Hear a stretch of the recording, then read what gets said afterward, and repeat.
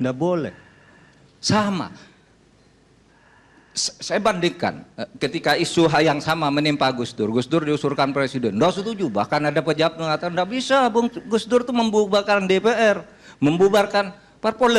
Bung Karno juga membubarkan konstituante, membubarkan DPR, membubarkan parpol dengan Perpres nomor 4 tahun 60. Yang ketika dilawan gitu, dikatakan, loh, lalu diminta fatwa ke Ketua Mahkamah Agung. Benar enggak Perpres saya? Ketua Mahkamah Agungnya takut. Benar, bubar dia Mas Sumi. Ketua Mahkamah Agung waktu itu namanya Wiryono. Menteri Ketua Mahkamah Agung. Menteri Ketua Mahkamah Agung. Wiryono Projodikoro. Dia menyatakan Perpres Bung Karno ini sah konstitusional, Mas Sumi PSI harus bubar. Tetapi begitu Bung Karno jatuh tahun 66 bulan Februari, adalah Wiryono yang membuat petisi bahwa Bung Karno melakukan pelanggaran konstitusi karena membubarkan Mas Sumi dan PSI. Wiryono yang buat petisi itu. Padahal dia dulu yang membuat konsep pembubarannya oleh Bung Karno. Itu artinya apa? Itu soal politik situasional aja. Sehingga bagi saya, kalau kita mau, susah sih. Saya agak kurang sependapat dengan Bung Refli. Ini tidak ada ukurannya nih, pahlawan di bidang apa, pahlawan di bidang apa, pahlawan di bidang apa gitu.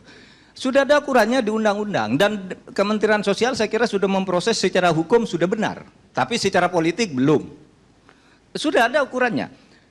Kalau misalnya kita mau fokus pada Pak Harto, ya dia belum pernah dijatuhi hukuman pidana juga. Bung Karno juga belum pernah diadili, belum pernah dijatuhi hukuman pidana. Kemudian malah sekarang itu orang mulai kampanye rindu ya zaman Pak Harto gitu. Saya tidak rindu sama sekali. Tapi sekarang kan sudah dikampanyekan. Dan ini seluruh proses reformasi sejak awal kita nih menjadi semakin jelek bukan semakin baik, kecuali di dalam kebebasan berpendapat, berorganisasi dan sebagainya. Tapi korupsinya makin merata sekarang ini. Angka kesenjangan tadi, kemudian indeks persepsi korupsi kita di dunia internasional. Masa kita memperbaiki naiknya setahun dari tahun sesudah 18 tahun reformasi dari 2,4 cuma jadi 3,6, belum mencapai angka untuk lulus tuh minimal kan 5,5 lah. Ini masih 3,6 sekarang ini. Nggak ada perubahan sama sekali sebenarnya dalam perbaikan ini. Nah, oleh sebab itu kalau bicara Pak Harto, ya Pak Harto itu sudah berhasil lah membangun ekonomi. Bahwa dia salah, ya salah. Presiden sebelumnya juga salah, presiden sebelum lagi salah, gitu. Oleh sebab itu kenapa pinjam istilah Pak Fatwa, ini orang-orang yang sangat hebat semua, sangat mulia hatinya untuk bangsa ini. Kenapa tidak semua presiden yang pernah menduduki jabatan itu dengan segala jasanya kita anggap pahlawan aja lah. Saya terus terang, saya pergi ke Sumatera gitu, ke Simalungun gitu, ada satu pahlawan nasional. Ini pahlawan nasional, waktu itu Bung Karno tidak, saya mau nangis. Masa Bung Karno tidak, orang seperti ini ada makam pahlawan nasional namanya, seorang kolonel. Sehingga kita waktu itu dukung Bung Karno pahlawan.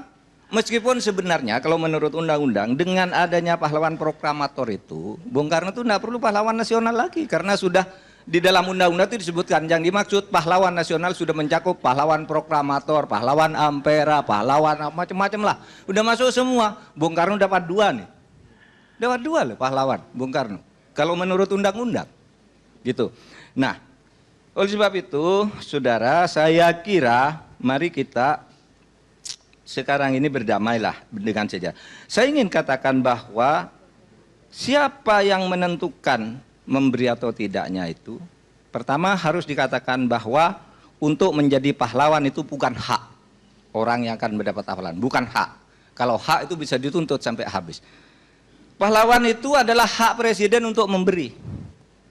Oleh sebab itu, karena itu hak presiden, dewan gelar dan macam-macam itu hanya membantu presiden. Ini tergantung pada kearifan presiden menilai para pemimpin-pemimpin kita yang lalu itu.